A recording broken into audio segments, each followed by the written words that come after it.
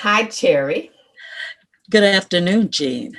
Good afternoon. So I am more than pleased to welcome Cherry Steinwender from the Center for Healing of Racism. I attended the series that's offered by the center more than a decade ago, possibly 2 decades ago, and found it incredibly insightful. It was a 6 week series. And so when I first considered getting this blog and interviewing people, Cherry was one of the first persons I thought of. For those of you who followed me, Mark Hayes, it was used to be associated with the center, and I've already interviewed him. And so now we have the great pleasure of having Cherry with us. So I am And so it is delighted to have you. and it is my joy to be here. I've been waiting all week with anticipation to be on your podcast. Oh, how wonderful. Okay. So uh, I want to start from who you are. I want the folks to know who you are. You are a legend in the Houston community. So I want people to know who you are, how you got started, what the center is about, and what you see in the future. So that's basically how I'd like this to go. On some of the questions that you asked me, it's really interesting. And I think I would really like to start there because you asked questions about my early beginning, my Yes, ma'am. early childhood. And the reason I want to start there, because even in writing a book about my life now, how does a child, a little girl, the oldest of 7 girls and 1 boy, living in complete poverty, on and off welfare, mother worked 3 and 4 jobs. How do you take a child from those types of beginnings and propel them? And I said, I have made it all the way to the White House. And I think that in itself is a very interesting story. And always I try to peddle hope. I want to give people hope that if I could do this, so many other people can too. Being the oldest of 8 children, living in poverty, and looking at the world around me, deep Jim Crow segregation. And in fact, I remember very well going to work with my mother to help her clean houses. And when I saw the Wait a movie, minute. As you said, going to work with your mother, what houses? at the age of 5 years old, to clean houses to Oh, to help my clean mother. houses. Okay. Yes. And so when I saw the movie The Help, and I noticed in that movie that other little young girls was going to work with their moms too. And it really made me think about that they were preparing to take their place in society to be the next generation of help. And that's who I was. I was being prepared and conditioned at a very young age. What is also very interesting about just a little over a week ago, I received the Civil Rights Award from the Anti-Defamation League. I saw that on your website. And in that acceptance speech, I said, even though we were very poor, but my mother was rich with love, and she wrapped us in love. And I truly believe it is that love that propelled me into the arena that I'm in, and why it's so easy for me to meet people regardless of what they look like, their sexual orientation, or even their religion, to totally embrace them. Growing up in that community, What it, community do in you? Lake Charles, Louisiana, Lake Okay. Was it urban or rural? I was born in Opelousas, Louisiana, Okay. but I was not in the rural part of Opelousas, Louisiana. And when I was 2 years old, my mom and dad moved to Lake Charles, Louisiana, and it was still urban. We were living in government housing. And it wasn't until I had moved to Houston, Texas, and a grown woman that my mother owned her first home. But to go back to when did I first notice? Because in your question, you asked me about racism, when I first noticed it and how did it look. Well, being the age that I am, I'm going to tell you exactly what it looked like. I've often said that I've been aware of racism every inch and every bit of my life. Within the Roman Catholic Church that we attended, that I was christened, all of the priests, all of the nuns were always white. And yet Leadership. still, they told us all the time that we were all equal and we were all God's children. But I know very well the Catholic Church in the white part of the city of Lake Charles, my friends that looked like me tried to go to the church one Sunday because they were told that we all are members of the same human family and yada, yada, yada. Well, interestingly enough, they were met at the door, were not allowed to go in, and was reminded there was a church right down the street that was just for them. So that was very interesting to me. But when you're going to, at the time, the school was called the colored school. Mm-hmm. And I never did get a brand new textbook until I was in the 9th grade. Right. All of the books that I learned to read in were books that was hand me down from the white schools. And in fact, I could see the books right now because there was a place for you to put your name in the book. Well, there was no place for me to put my name in those books without erasing some white girl's, white boy's name in order to find a place for my name to fit. It was also very interesting to me in the 9th grade. I'll never forget this. This is how these things really code your soul. I remember the literature book was brand new. It was a literature book, and I was in the 9th grade. And one of the stories in that book was Great Expectations. Now, how could I remember all of that if that incident of having a brand new textbook just really did something to me? It was also very interesting also. And I look around at 10-year-old children, and I've been looking at them now for 20 years, and I'm trying very hard to take a 10-year-old little girl and have her catch the bus alone and go to the suburbs, get off of the bus to go to her house to go serve as the help in the suburbs. I had my own job at the age of 10 years old. I see. And I would get on the bus all by myself, this 10-year-old little cherry, to the suburbs to go and work in a white home. So how old were you when you first started working, having your own job? Was it, did you start at 10?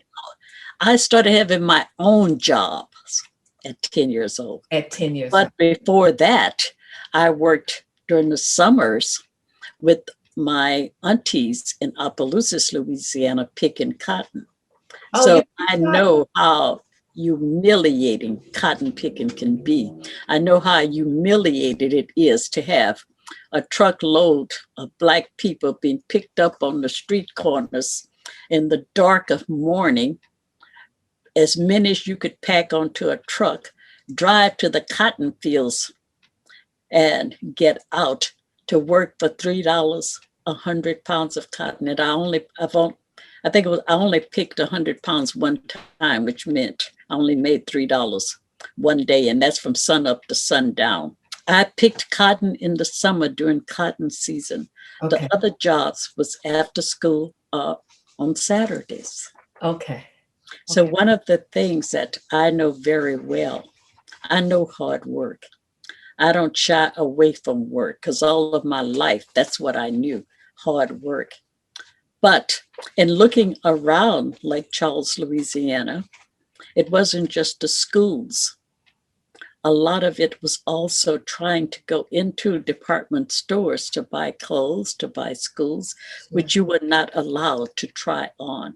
Right. See, it's a different thing when you talk about, most people talk about the water fountains, the colored and Black water fountains, and you see that all the time, even in footage. But what you don't see and what the conversation never really leans toward is the filth of the rest of the bathrooms that you had to go into. Yeah, they were filthy. Filth, totally filthy. Yes. And until this day, if I go into a public place and the bathroom look like something from my long time past, I won't even go in, because this is also branded on my mind of how you treat it. But it wasn't just that. It was about these department stores and not trying on those clothes. And you see, right now we use a lot of plastic. But during the time that I was growing up, laundry bags were paper. They were like brown paper bags. And it's a good thing they were brown paper bags, because my mother would draw our silhouette on these bags, as well as draw our foot size on these bags, because you had to take something into a department store to try to get an idea of, well, will this garment fit my child when I get it home? Because once I walk out of here with it, I can't bring it back. Right. You see, so you have that.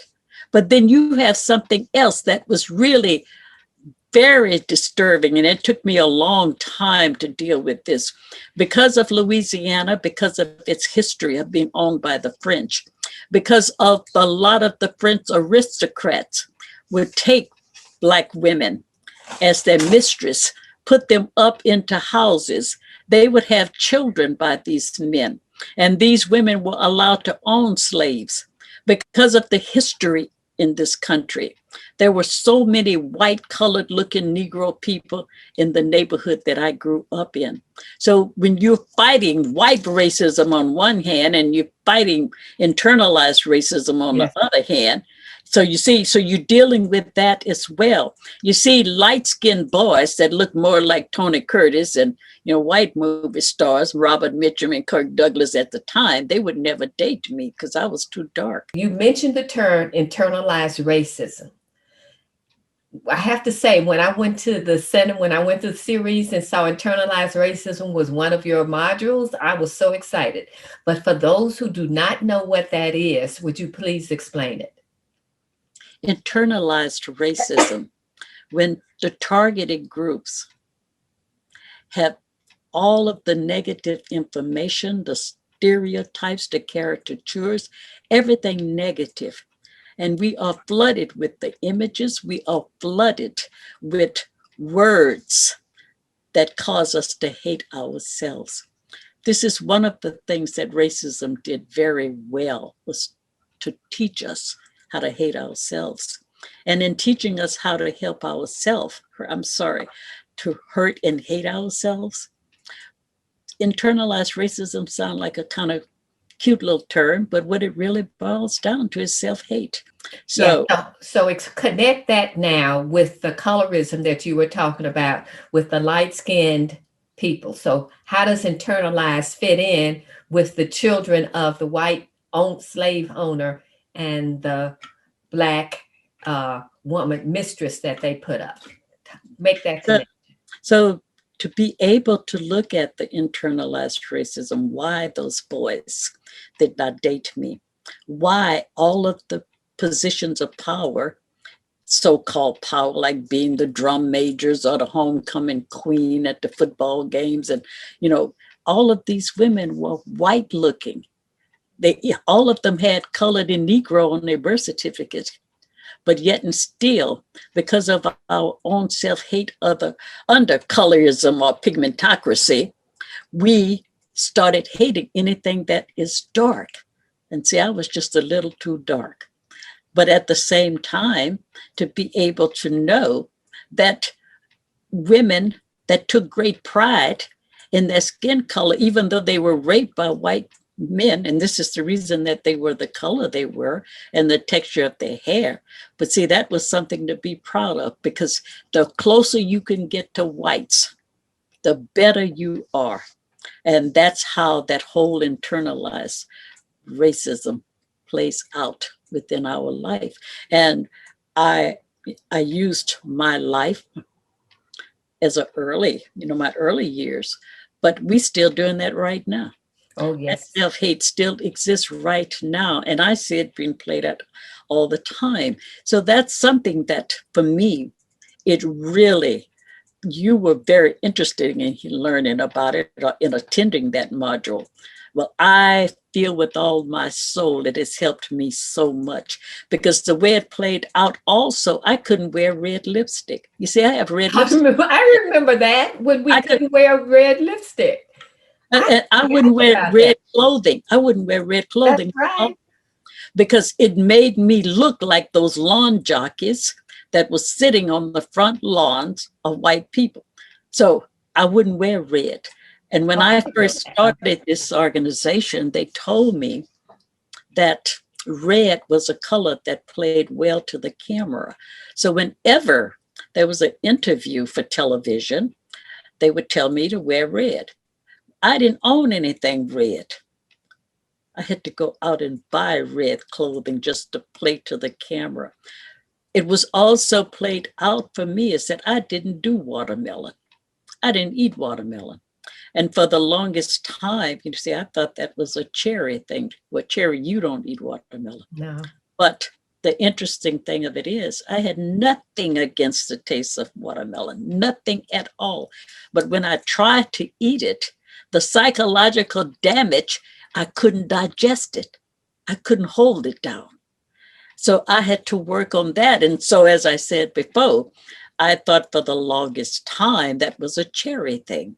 But I found out there's a lot of Black people don't eat watermelon. And I'll never forget one woman said, "Oh, I'll eat it, but I'm a closet watermelon eater. I will never eat it in the front of white people." And then another woman said, "But if I eat it, I have to chop it up, put it in a bowl, and eat it with a fork." Yes. So when you have something that is so damaging that it controls your psyche as a food that was brought here from Africa, that nourished us, but yet and still we won't eat it because of the horrible images and the caricatures that we have seen around this watermelon. But you Yeah. see, it's deeper than that. You see, it's all of these things that we have to unpack, and unpacking it, I think Malcolm X said it best. We were trained from the top of our heads to the bottom of our feet to hate ourselves. But let me tell you, Jean, how it played out. The majority of the students in the Catholic school were lighter skinned. Oh, yeah. Yes. And then they would let the children in the Catholic school out of class, out of school, a half an hour earlier because they did not want them to interface with the public school kids on their walk home. You see, so people wonder why we are still carrying and still talking about slavery. We're talking about it because it has been so coded in us. And if it was only one or two things, it would be totally different. It would have made a difference. But everything, and when you don't see yourself, you don't see yourself Yeah. at all. So yeah, and what I've heard people say that slavery, we could have recovered from slavery if it had not been for segregation. It was the segregation and Jim Crow that really did us in and led to what we have today. So I want to ask you something. When you as a child, this was going on, you have this loving mother, you have these siblings, and you're surrounded by all of these your inferior messages. Did it make you sad? Did it make you rebellious? Did it make you angry? How was it, what did it do to you inside? I think it's a lot of things. I think as you grow older in different circumstances, you go through a lot of different emotions. It's not just one that emerge and then you stick with that one for the rest of your life. The first part of it is you're questioning. You're questioning why. And see, we're still questioning why. So even as a child, why did I have to drink out of this dirty hot water fountain? Why I have to sit in the back of the bus? Why? Why those light-skinned guys wouldn't date me, and on and on and on. But at the same time, so you go through that phase of totally questioning everything. Then I went to the part of the anger, just being totally pissed off. one of the things too that I know of how we are so conditioned around this colorism. When a light-skinned boy wanted to take me out, I thought I was special. You see, I saw my identity was wrapped up in if a white-looking boy wanted to take me out. He's still Negro and colored like me. But when he wanted to date me, then that validated who I was and my beauty and everything else. And it's also tied up in your self-worth. When do you begin to feel that you're worth something? But then there is moments of clarity and sanity. And I'm going to move forward because I think it's so real. Part of that clarity and sanity after the civil rights laws were passed and Black people had the choice, if they had the money, to move out of segregated all Black neighborhoods. Right. The laws allowed us to move into all of these different neighborhoods. But the real estate is much more expensive in those neighborhoods. So if you're going to move in that neighborhood, you have to make X amount of money. And for most Black men, they didn't make it on their own. They needed to have a Black woman that's educated with a degree that's making X amount of money in order to be able to move into the suburbs. And once I understood it, Jean, first it was the anger, because I would say to myself, I know I'm a good human being. I would be an asset and a plus for any man. I'm loving, I'm kind. But you see, that doesn't buy anything. Once I realized the reason that they were sizing your bank book up and your job money before they'd even asked you to go out on a date. Once I understood it, I was able to forgive them. I understood it. They wanted upward mobility as well, and it takes money to do that. And I really had one guy say to me one night that the only thing that a non-degree woman can do for him is to tell him where a degreed woman went. And so I really had to forgive them. And you see, one of the things is not to forgive them so much for them, but to forgive them for me. And I feel a lot of times it's very selfish sometimes when I forgive, because I'm doing that more for me than you, because my not forgiving you will destroy me. It's not going to destroy you. When I was 14 years old, my literature teacher said to me, Cherry, you think like old people. You are way ahead of your time. When I was 14 years old. At 10 years old, a little boy moved into my neighborhood. He was gay. At that time, we didn't have that word gay, but he would come over and play dolls with me every single day. And he would wear my dresses and we'd play doll from morning to night when we could. And his father used to beat him unmercifully to beat the gayness out of him. And my mother never one time said to me, Cherry, don't you think you can find some, more acceptable people to play with? So let's go back to forgiveness. So okay, you said you knew you had to forgive them for yourself. Uh-huh. I still don't understand how I knew that. What, did something happen? Did your mother teach you? I have no idea where I got that from, but I know I've been using it. I've been using it all of my life. Even as an adult right now, I use it. And I know why I'm doing it, because it's not so much about you that I have to be whole. And I will never be whole if I walk around with bitterness and anger. And, I'm not going to let you destroy me that way. So that's the reason this is so fascinating to me, is because it's the foundation of the Center for Healing of Racism. I mean, it's one of your platforms. I don't know if you call it that. One of the values of the center. And so I'm just struck that at age 14, you came to that. And then even before 14, something else happened that I see all of these things as stepping stones to Cherry. My mother and father was put in a tuberculosis hospital about 100 miles away from our home. And here, all of us children, we are fending for ourselves. However, there was a woman that agreed to come and stay in the home with us.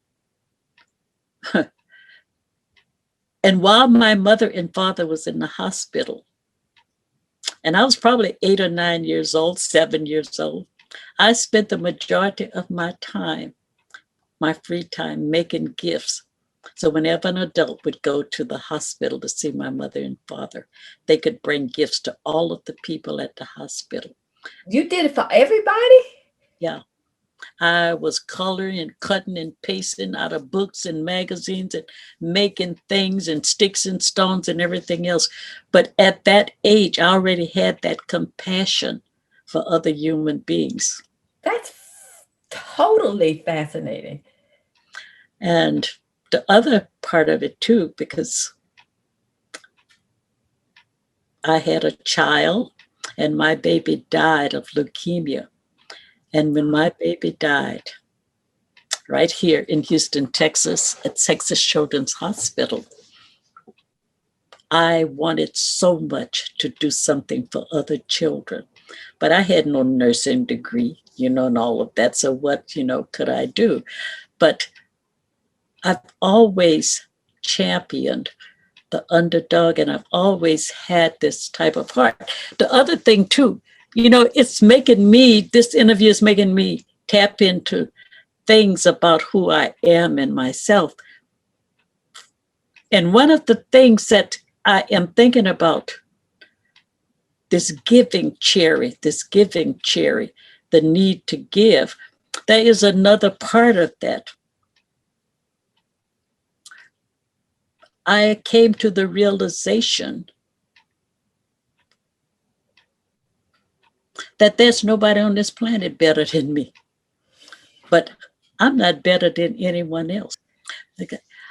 I really feel that happened when it was really concrete within my mind, when I was probably about 30 years old.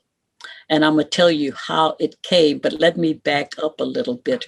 Because when you talk about, I really believe there must be something about innate abilities or innate learning, or I don't know how it happens. And that's what I'm saying right now. You're forcing me to tap into things I hadn't thought about before, because people have come up to me when I was in my 20s. There's one woman that attended Texas Southern University, and this woman was born with no arms at all, but she was able to do everything with her feet. She graduated from Texas Southern. She could type with her feet. She could write with her feet. And I invited her to my home to spend the night, because I've always had an open door policy. People always welcome. That's why I had to marry a man that thought the same way too. But anyway, the woman came. And the reason that she accepted the invitation, she said she's been watching me. There's something about me that she wants to learn. Now, I'm shocked, because I want to learn from her. How did you achieve everything that you achieved with what I saw as limitations by not having arms? The other thing too, I realized that all these people coming to me for advice and help. And I thought about that, and I know I've said this many times as I have tried to help young women out. I've always wanted to mentor young women. I'm not going to tell you what I read in a book. I'm not going to even tell you what I saw in the movies or on TV. I'm going to tell you what I lived. And I know what I'm talking about by life experience. See, I've lived all of this, you see. So it's not something that, and even when you go back to that little girl that looked white, and those other people in the community that look white that wouldn't have anything to do with us, maybe that is also part of why I'm so good at what I'm doing with the organization, the center. So I've said to people repeatedly, that my whole life have prepared me to walk into the shoes to create and to hold this organization called the Center for Healing Racism. Okay. My whole life prepared me very well. And the majority of, before the center, I've worked in corporate America. I've been the first woman to break ground to be the manager of this company. I've done things like that. But the majority of my life, I've worked taking care of children in the suburbs of Houston, Texas. I call myself a child care specialist. And that's how I worked. And so I'll never forget this, how I knew this, this attitude that I had about myself. And so I told her, she said, well, Cherry, I guess you're not going to be working here. I said, I tell you what, go get a cigarette and pull up a chair. Let's talk. I'm going to tell you what year that was. That was around 1970. Okay. So we haven't been out of the civil rights for a long period of time. Right. Well, I told this woman to go pull up a cigarette and let her sit down with me, smoke a cigarette together, as if I'm her equal, because see, I knew I was. And so I told her, oh yeah, she did. And I told her, I will stick around. I'll work for you a while, but I will never, ever wear a uniform. Because I don't think you need to wear a uniform to do the job. I think that uniform is a symbol of oppression to keep me in my place. And see, they ain't got no place for me. And I told her that's not a uniform that's ever been made that'll fit Cherry. Said, number two, I'm never going to call you Mrs. Because why should I? I'm older than you. Why should I call you Mrs.? The woman hired me, and I stayed as long as I wanted to stay. And I remember one time they did try me to ask me a question. And I said, you remember what I told you? If you can't handle the truth, don't ask me. Well, she said, no, I really want to know. I said, I would not take you and all your millions if your bad kids came with it. She just looked at me and she walked away, but I stayed with her as long as I wanted to stay with her. There's also another job that I was working at this church for Mother's Day out taking care of children. And every one of the women there wore uniforms. And every woman there that was my color was like jumping beans. And yes, and yes.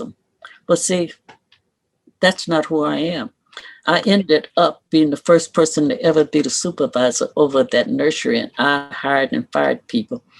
And I didn't wear no uniform, because I don't think it was necessary to do the job anyway. So in 1978, I applied for the job at a medical firm, and they would hire doctors and nurses to give physical examinations on people applying for health insurance as well as life insurance. And they hired me as one of the paper pushers or something, I don't remember. But I know that I wasn't in that position long when they hired me to be the supervisor. And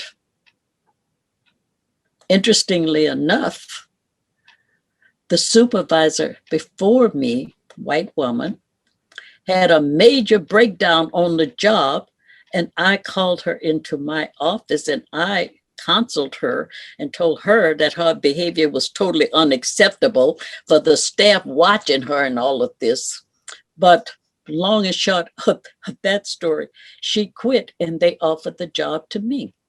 So, and the reason they offered it to me, because when I am on a job, I'm going to learn everything there is about the job. I knew how to do everybody's job. Yes. I'm the only one in the office that could do anybody's job if they called in sick or anything else. Well, when the woman left, I'm the only one who knew the whole office inside and out. They offered me the position. And I said to them, I don't know if I ought to take this job because I'm much too honest for this job. I said, because I understand the way business work. A lie always sounds better than the truth. Because that's the way we are conditioned in this country. And I'll never forget the first time I had to solve a problem that one of the doctors or nurses screwed up. I said to the person that was on the telephone talking to me, I just let him talk till he wound himself down. And after he did, I said, I'm not going to tell you a lie to make you feel good. I'm going to tell you what I'm going to do to solve your problem. So that was that step into that arena. And I don't remember how, oh, yes, I stayed there a long time. And first Black person to ever hold that position. And then they even offered me another position higher in Louisiana, but I didn't want to take it. So I really feel when I said that everything prepared me for the place of being where I am now. Even the man that I was given to marry, can let it be known, and he know it too. I've never been attracted to no white, blue-eyed men, never. But I met him. He didn't speak English. I didn't speak German. My girlfriend spoke German, and she, interpret everything and whatever. And then we used a German-English dictionary. We dated for 10 months. My husband was only here on holiday. He had no intentions of staying here. He had one suitcase. He was passing through. 10 months later, we were married. And he didn't go back to Austria for 7 years. And when he went back, I went with him.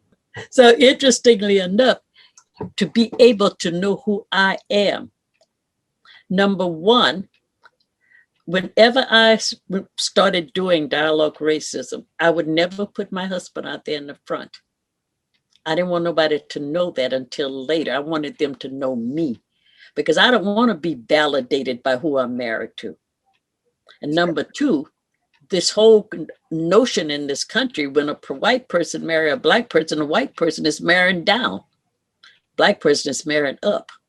But the thing too, that the way I carried myself around him, I let him know it ain't nothing about your whiteness, your blondness, and your blue eyes that make you that you better than me. And so if anybody, and people would say to me all the time,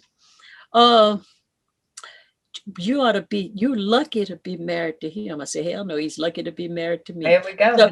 So the bottom line is, it was nothing about me that came into this marriage feeling less than.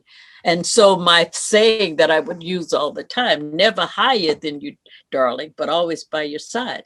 Say, don't walk in front of me because I may not follow. Chances are I won't. They tried to educate my husband how to be a white man when he entered this country. And that is very critical in understanding how we are conditioned in this country. We are conditioned to be Black. We are conditioned to be white. So here's the conditioning. The white people in his life that he's living with, they're going to tell him who to trust, who not to trust. They're going to tell him who to steal. They're going to who to look out for that may steal. I mean, they would give him this lessons every day as if it was a Sunday, as if he was in Sunday school. So, and so that's how I learned very well. And when these people found out he had a girlfriend, he didn't tell them I was Black because they had invited me to their house for dinner.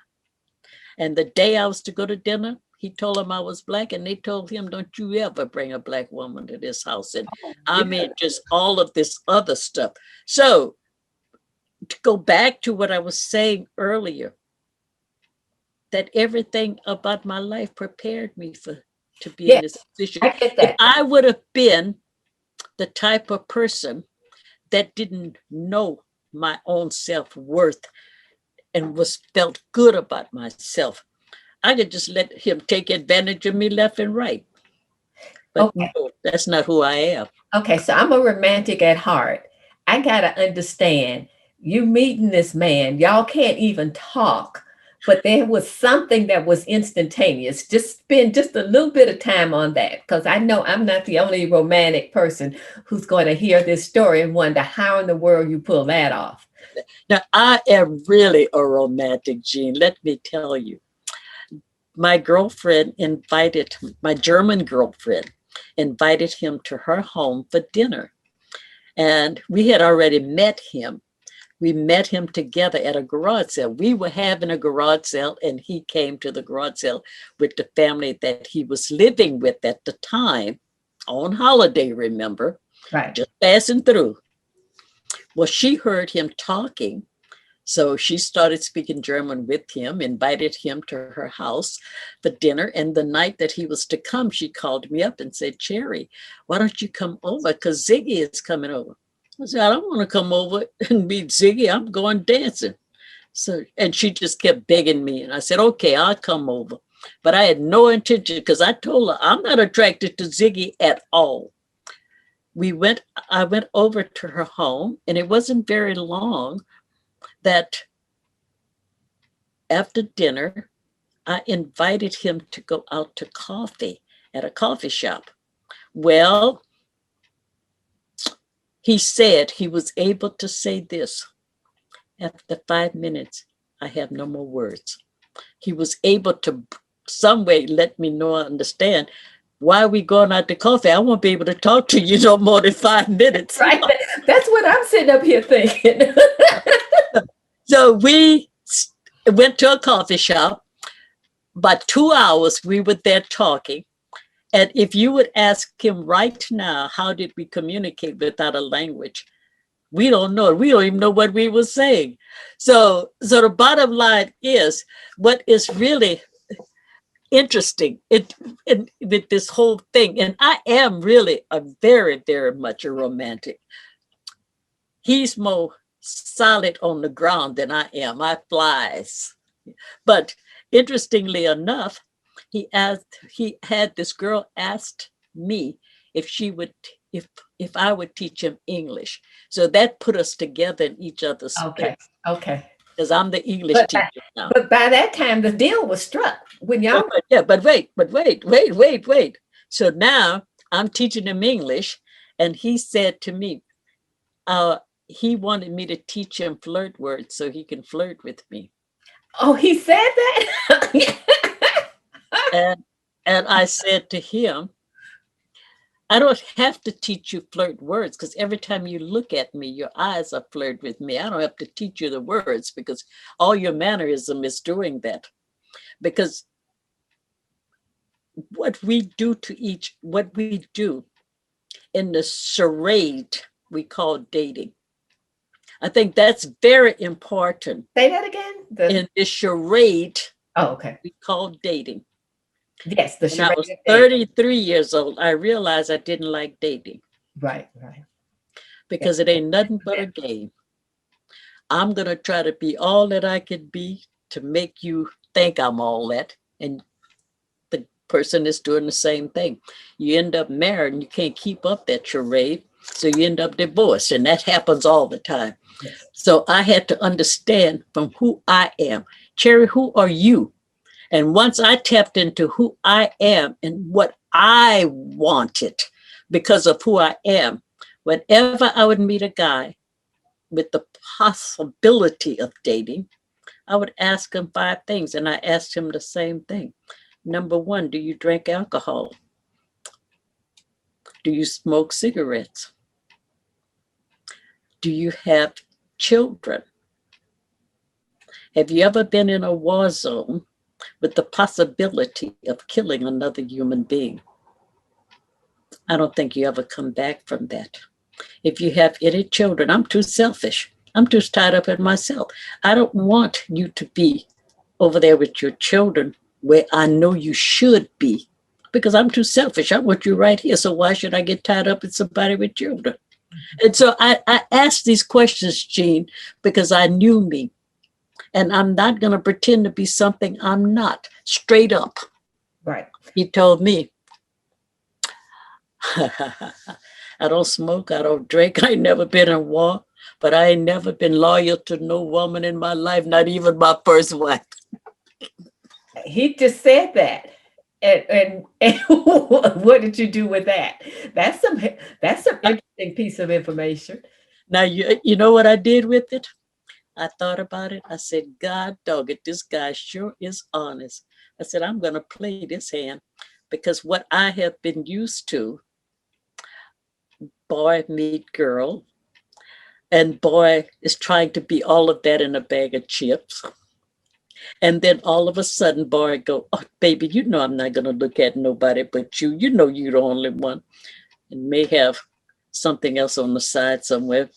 But no, he told me straight up, I ain't never been loyal to no woman in my life. And then that goes back to, again, who and how I see myself.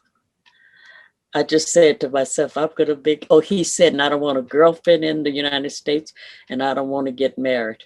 And in my mind, I was singing, but I'm going to make you love me. That's straight out of a Diane Ross song.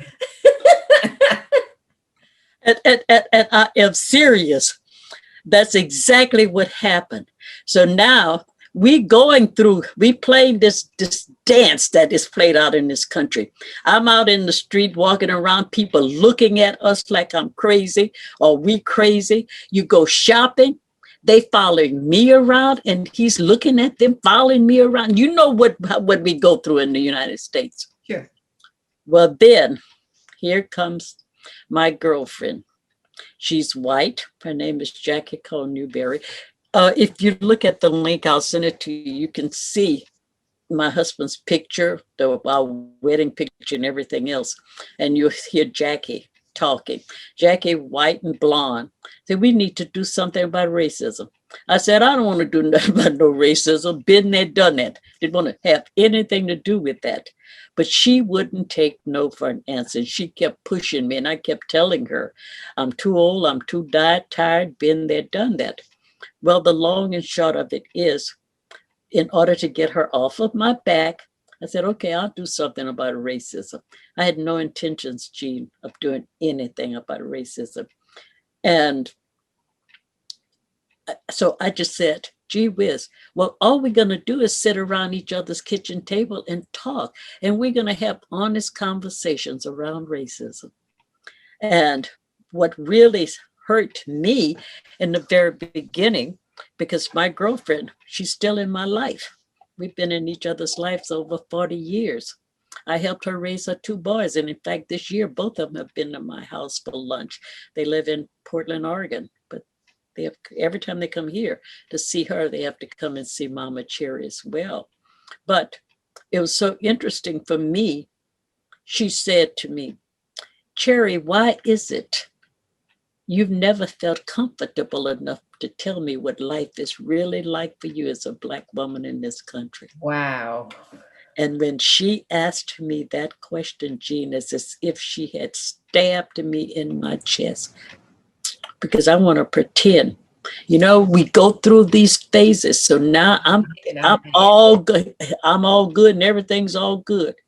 But now I'm stripping away the mask. I know damn well life is not the same for me in this country as it is for her. But now she wanted me to face that. And Wow. so in the conversation, my friend, my very good friend, and I said still in my life, she and I even lived together. I helped her raise her boys, you know, but it's the idea that she would ask and make me strip that mask off. Well, the long and short of it is, we found other people that wanted to talk about racism. We would sit around each other's kitchen table talking about racism. And out of these conversations of talking about racism, we had no intentions of forming no nonprofit organization. We were just a group of people sitting around talking about racism. And so what we found out in those conversations is that every one of us have been hurt around racism. Yes, ma'am. And when I step out there to talk in public, to facilitate workshops, I always say, it really doesn't matter how white your skin is or shades of brown. We've all been damaged around racism.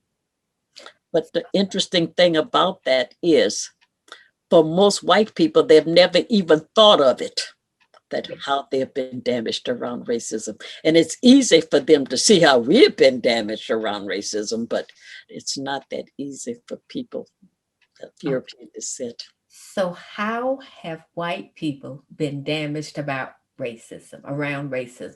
Just pick any typical person, any person off the top of your head, because you can't generalize to a whole group. Just pick one or two and talk about how they've been damaged. Okay, what I would say, no, I'm gonna make it a general. I'm gonna do Okay, it general. that's I'm fine. gonna do it general. Okay. One of the things that we are learning, when you were a little girl, you knew very little about who you were and your accomplishments and people that looked like you, their accomplishments. The same education, even though our education may have been years behind, white people were getting the same education. They knew nothing about us and our contributions to this country. The stories, the narratives that have been made up around indigenous people, Latin people, and in fact, indigenous people and Latin people were at one time even considered mongrels and all these other things. All of the negative caricatures and negative stereotypes about us, they were getting that information. So sometimes I will say that the education that you walk around with so proudly displayed on your shoulders, half of it was nothing but a lie anyway. So when you talk about being as a person of a faith community, thou shalt not lie. Well, that in itself, that if your education is a lie, that have to some way or another have affected you. The reason that Obama was so detested being in the White House, because all of these lies that white people have been told about who Black people are and were. Now, how in the heck can one of them slip through? Because after all, we supposed to have everything. It's very interesting when you really, really, really sit down and look at that. The other way that I feel anything, Jean, that separates you from the world's population, which are people of color, have to be a hurt. That have to be a hurt. Why? Okay, I'm gonna play devil's advocate with you, Chair. Okay. If I've been told a lie and I felt good, and on that lie, I have moved ahead in my life and my career, so what? And so Obama entered the White House and that debunked that whole lie. It just took Obama. Now, we're not going to look at all of the other people.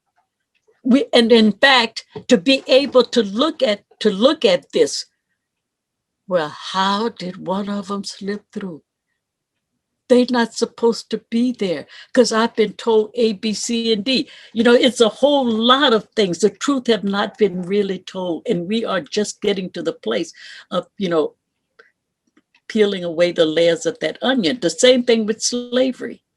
People that were enslaved in this country, the truth is just beginning to come out about that. Okay, so two things. One is you're talking about the lynching machine, lynching museum. Is that the one you're talking about in Louisiana? Which one? What? The lynching museum is in Montgomery, Alabama. Oh, that's right. It's in Alabama. So I'm talking about a plantation. I'm talking about the plantation, the Whitley plantation. Okay. Yes, I remember hearing about that. I don't know much about it. Okay. But we have taken 3 trips, and we were supposed to take a bus load this year, and the COVID happened, and we had to cancel it. So to go to that plantation and to really see what plantation life was about, to really tell that story, and it's the only plantation museum in this whole country that really tells the story through the eyes of the people that were enslaved there. Oh, okay. The other thing I haven't said it explicitly, it just occurred to me. I was raised in the segregated South also. I just want to put that on the record. So what you're talking about, I have vivid memories of as well. Yes. And so with the center, so what happened, people, like I was telling my friends what we were doing, and you go and tell your friends what we were doing. We talking about racism and everything, and now your friends want to come and talk about racism and blah, blah, blah, blah. So we just started these big conversations, and with no intentions of forming no nonprofit organization. That was not on the radar at all. But as the center, as we became more and more known and people wanting to talk about racism, we had no choice. We had to form a nonprofit organization. But the other part too of the center, let's look at why we named it the Center for the Healing of Yes. Racism. Yes. Because I'm one of the founding members, we could have named it anything that we wanted to. The Center for Combating Racism, Erasing Racism, Eliminating Racism. We could have named it anything, but we wanted to focus on healing. And if we believe, because of those early conversations, that we've all been hurt, there must be a place that we could come together to begin to heal those hurts. And that's how we named ourselves. And with that, we also had to put a set of guidelines in place. And of course, when you came, we read those Oh, guidelines. yes, ma'am. You sure did. We to make sure. You see, for me, I cannot have healing racism in our name and further damage people Right. by doing a lot of things that human beings still do. So one of those things that we have never ever did was to call anyone a racist. And so the thing of it is, the way that we have been able to conduct these conversations is to look at our racial conditioning. And without exception, everybody have been conditioned in this country. And it really doesn't matter if you were born here or if you came here in recent times from other countries. My husband came here recently. Let me say to you, my husband can tell you straight up how he's been hurt in this country simply because he was married to me. Another way that my husband have been damaged in this country is that they look at him and assume, people that look like him, they automatically assume that you're in my camp. So I could say all of this stuff to you because you see, we're in the same camp. And here they're saying all this racist stuff. And I know very well one of the things that my husband is not going to let them get away with it. And I'll never forget, on a job, my husband was talking to one man of European descent, a Latin man, and they were having all this camaraderie and everything else together. As soon as that Latin man walked away, that white man looked at my husband and said all kind of negative stuff about that Latin man.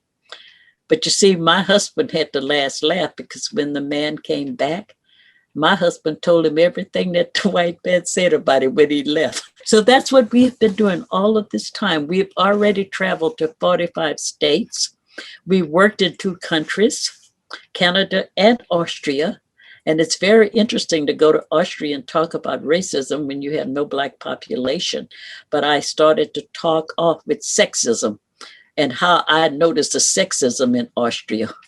And if I could get them to see how they are oppressed under sexism, I could get them to understand how racism is oppressing me in this country. Right. But I've also worked with people that have come through the State Department from all over the world. We had the kitchen table conversations. We went from there to a nonprofit organization, and we were only educating adults with dialogue racism. We went from there to 10 years later, I realized we really need to start programs for children at a very young age. And so I created a workshop to take into elementary schools, and it is called Opening the Bread Basket. And I realized that people globally eat bread, and this bread looked different from country to country, culture to culture. And so I would shop for bread from at least 26 different cultural groups, bring it into the schools, to elementary schools, and teach little children that bread is different color, sizes, and shapes, just like little children. But we all belong to the same human family. Well, about 10 years later, I turned it into a book, and the book is, been published. It's called Bread is a Simple Food, teaching children about cultures. So from there, we created programs to go into middle school, high school, all the way through. The next big moment for us was really when Obama was elected president, because we went into this phase of post-racial America. You see, it's no racism anymore. There's a Black man in the White House. And so now you have to offset that. And it caused you to work even harder because it gave too many white people a pass for doing nothing about what we are talking about, racism. The foundation of the center is that everybody have been hurt everybody have been affected around racism. And it really doesn't matter how white your skin is or shades of brown. We've all been damaged. So there must be a place that we can come together to begin to heal those hurts. And the way that the healing take place, as human beings, we are really born with natural ways to heal the hurts. Crying is very healing, but oftentimes we are not allowed the freedom to really get those hurts out through crying. The other ways of healing is to be able to speak the truth to a true listener. I mean, really sit there and listen. And that's what you did when you went through dialogue racism, Yes. to be able to listen. And as Gandhi said, the greatest gift that you can give to another human being is to be totally present in your listening. So you are listening to those hurts. You're not allowed to tell me what to feel, why I shouldn't feel the way that I feel, or not to remind me that the civil rights laws have passed. It's to learn through listening to my story, listening to my pain. That's that foundation. And so in the mission statement, it's almost a paraphrase. The Center for the Healing of Racism serves as a catalyst for the healing of racism, the education and empowerment of individuals. So people will come up and say to me all the time, "You've changed my world. You have literally changed my world." And now somebody is really telling me the truth. For all of these years, I thought I was crazy. There's one woman that was suffering from headaches all the time. And it wasn't until she went through dialogue racism that she was able to begin to alleviate those headaches, to be able to understand what's going on now with COVID, or why so many people of color is dying. This isn't something that their health just got bad. Stress is the major indicator of illnesses. And we have been under stress around racism all of our lives in this country. So no wonder we are dying like flies. To be able to understand that even in the psychiatric community, they had not wanted to touch racism. And how can you totally heal a human being that's suffering from all types of things because of racism, but you don't want to touch it? So I could go on, but we are able to have all of these types of conversations. www.centerhealingracism.org. Okay, one more time. www.centerhealingracism.org. Okay, Cherry, it has been a sheer pleasure. I thank you for your time. I thank you for your wisdom. And I thank you for sharing your life story with us.